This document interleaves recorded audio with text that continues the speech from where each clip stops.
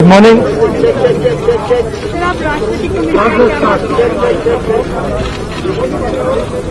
अभी मैं कुछ दिन पहले ऑपोजिशन पार्टीज के लीडर्स के साथ गया और अब हम कांग्रेस पार्टी के जो सीनियर लीडर्स हैं उनके साथ गए। राष्ट्रपति से हमने कहा कि ये जो कानून बनाए गए हैं ये किसान विरोधी कानून है और इससे किसानों का जबरदस्त नुकसान होने वाला है, मजदूरों का, किसानों का।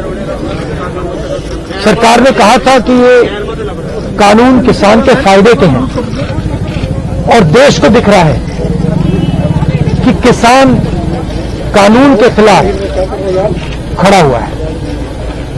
और मैं प्रधानमंत्री जी से कहना चाहता हूं कि ये किसान हटेगा नहीं।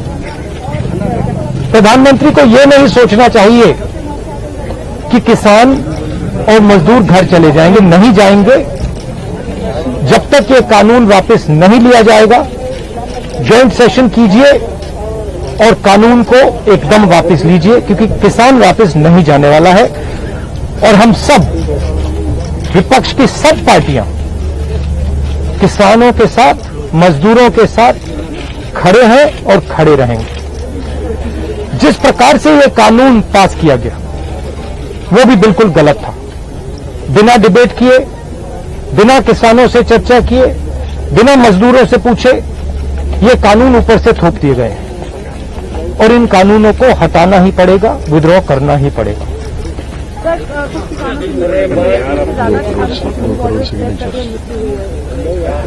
हम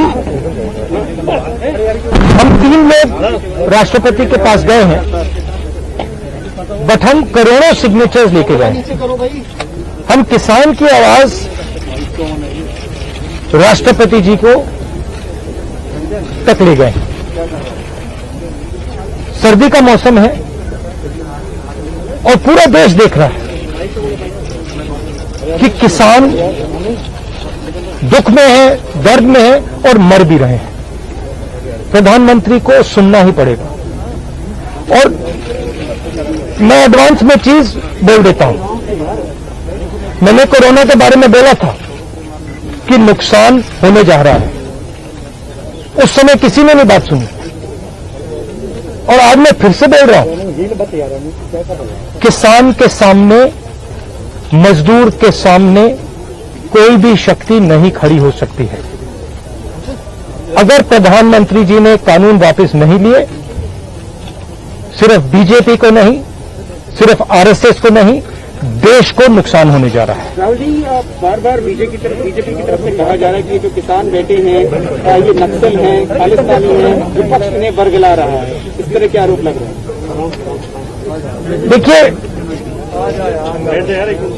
बीजेपी नरेंद्र मोदी जी का एक ही लक्ष्य है और वो किसान समझ गया है, मजदूर समझ गया है।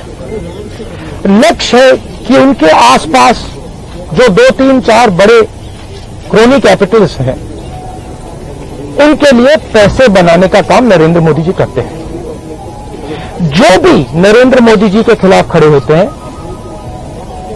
वो उनके बारे में कुछ ना कुछ गलत बोलते रहते हैं। किसान खड़े हो जाएंगे तो किसान को आतंकवादी बोलेंगे, मजदूर खड़े हो जाएंगे तो मजदूर को आतंकवादी बोलेंगे। एक दिन अगर मोहन भगवत खड़े हो गए तो कहेंगे ये भी आतंकवादी है। मतलब जो भी नरेंद्र मोदी जी से सत्ता लेने की कोशिश करेगा वो आतंकवादी है। और नरेंद्र मोदी किसके लिए काम कर रहे हैं वो मैंने आपको बता दिया। उनके 2-3 आसपास के क्रोनी कैपिटलिस्ट हैं जिनको पूरा हिंदुस्तान पकड़ा रहे हैं। ये रियलिटी है। The government is going on an aggressive campaign from tomorrow onwards to give money, 6,000 rupees, 18,000 crores. They're trying to change the narrative. Look, the point is, it's a very simple thing. There are millions of people who live off our agricultural system. Large percentage of our people live off our agricultural system. These are laborers, they are farmers, they are small traders. These are these people. And they are the backbone of the country. Now, we understand that agriculture has to be reformed. What we are saying is that if you destroy this system, these millions of people will have nothing to do. They will not be able to feed themselves. And you will create massive destruction, massive pain in the country. Why is the Prime Minister doing this? It is a very simple calculation. The Prime Minister is doing this because he wants to help 2 or 3 business people. He does not care what happens to these people.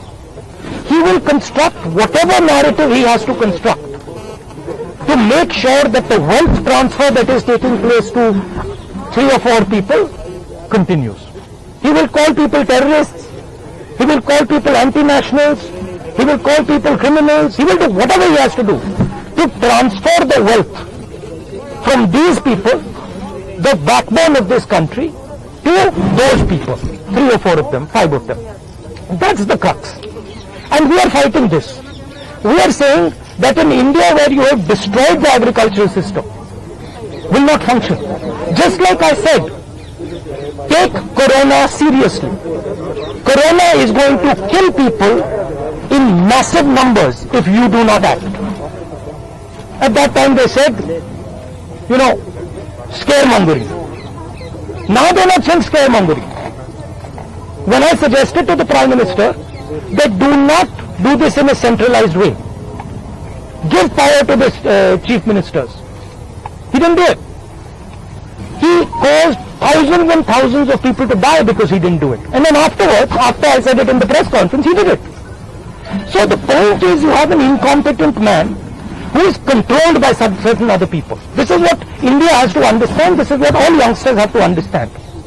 You have an incompetent man who doesn't understand anything, running a system on the behalf of 3 or 4 other people who understand everything. And their aim is to take huge amounts of money from the poor people of India and put it in their pockets. And that is what we are fighting. And frankly, it doesn't matter what you think right now, because all of you will face this. There is not going to be a single person in this country who is not going to face this. If you are a farmer, you will face it. You are a small businessman, you will face it. You are a journalist, you will face it. This is an assault on the idea of India. That is why we are standing here. That is why I have gone to the President. That is why we have signed these forms. So you posted a tweet about Wayanad yesterday about a family which was struggling while doing their farming. But there are several more instances like this. But the BJP is saying that this is just Punjab and farmers who are protesting here at the Delhi gate. No other farmer in the country has a problem with the reform. That's just not true. That is just not true. We are not allowed to go out. We are not allowed to go out of the ICC office. The police stops us from going out. Why don't you let us out? Why don't you let me go and tour in the states? See what happens. Every single farmer of this country, every single labor of this country stand up. But आप police लगाते हो, हाथरस जाते हो, arrest करते हो, तो AIC से हमारे MP को बाहर नहीं निकलने देते हो, और फिर कहते हो कि भैया मतलब सब कुछ ठीक है. और Prime Minister needs to realize that there is a limit to this.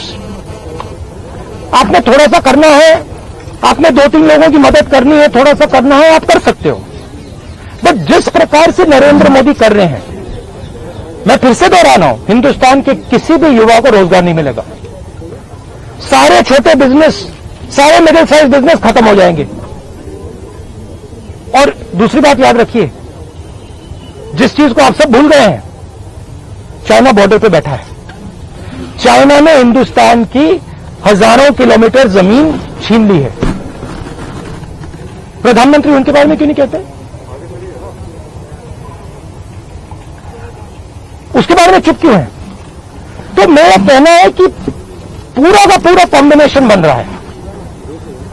एक तरफ आप अपने सिस्टम को तोड़ रहे हो, आप अपने लोगों को लड़ा रहे हो, आप अपने किसान को मार रहे हो, मजदूर को मार रहे हो, और दूसरी तरफ बाहर से फोर्सेस देख रही हैं, कह रहे हैं कि बहुत अच्छा है, नरेंद्र मोदी हिंदुस्तान को कमजोर कर रहा है और हमारे लिए अच्छी अपॉर्चुनिटी बनने जा रही है. मैं देश को बता रहा हूं, मैं वार्निंग दे रहा हूं कि आप देखिए क्या हो रहा है.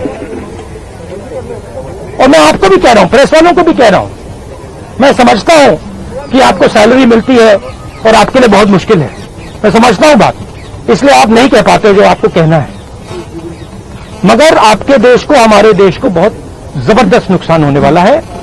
बहुत डेंजरस रास्ते पर यह देश चल रहा है, ये मैंने कहना है। कांग्रेस के नेताओं को डिटेन कर लिया गया है। आप लोग मार्च लेके यहाँ पर आ रहे थे, अभी जो है कांग्रेस के तमाम एमपी को इंक्लूडिंग प्रियंका जी को भी जो है डिटेन कर लिया, उसका आपको वो तो तरीका है, इनका तरीका है डिटेन करना, मारना पीटना, ये इनका तरीका है, बट हम नहीं करते नहीं। ये आप किस देश की बात कर रहे हो? ये कौन से देश की बात कर रहे हो डेमोक्रेसी? ये मतलब कौन से देश की बात कर रहे हो? इंडिया की बात कर रहे हो? इंडिया में कोई डेमोक्रेसी नहीं है। डेमोक्रेसी इंडिया में ये मतलब आपके इमेजिनेशन में हो सकती है, मगर रियलिटी में है नहीं। Thank you. गुलाम नबी सरकार का जो कैंपेन है वो बार बार इस बात को रख रही है कि जो कृषि कानून है, वो निजी क्षेत्र में, कृषि क्षेत्र में निजी इन्वेस्टमेंट को बढ़ावा देते हैं, जो बहुत जरूरी है। आप इसको किस तरीके से देखते हैं, क्योंकि पूरा कैंपेन सरकार का इसी बेस पे और वो हर घर तक, हर गांव तक जाना चाह रहे हैं इस कैंपेन। सवाल ये है इन्वेस्टमेंट कौन करेगा और इन्वेस्टमेंट का फायदा किसको मिलेगा? सवाल ये है। आपकी सर रणनीति को नहीं, सुनिए, सवाल ये है कि हिंदुस्तान के एग्रीकल्चरल सिस्टम में कौन इन्वेस्ट करेगा और कौन पैसा बनाएगा? हिंदुस्तान के एग्रीकल्चरल सिस्टम में आज तक किसान ने इन्वेस्टमेंट किया है, मजदूर ने इन्वेस्टमेंट किया है। ये जो जवान हमारी सेना बॉर्डर पे खड़े हैं, इनके माता पिताओं ने किया है। इन्वेस्टमेंट ये करते हैं और रिटर्न किसको मिलता है?